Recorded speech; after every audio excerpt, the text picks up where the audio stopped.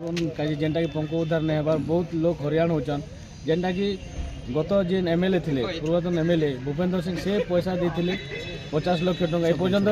file चापिक ना रही जाए एपर्यंत किसी काम नहीं हबार तो आम गवर्नमेंट के जन दौचु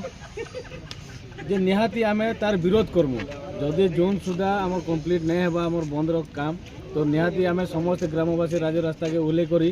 आम जोरदार विरोध करमु और आम देखाई देमु जे सरकार के केनता किना लड़े जाइसी तो सेटा आम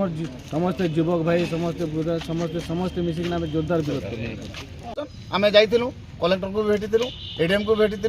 आपणकर सीएससी जो मैंने आम मुखिया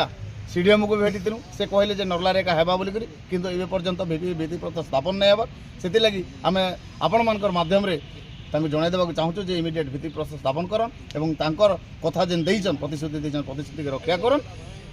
तत्सहित आमर नर्ला रानीबन के जून मास सुधा पंख उद्धार करन आरंभ जदि नहीं करबे आम बहुत जल्दी राजरास्ता को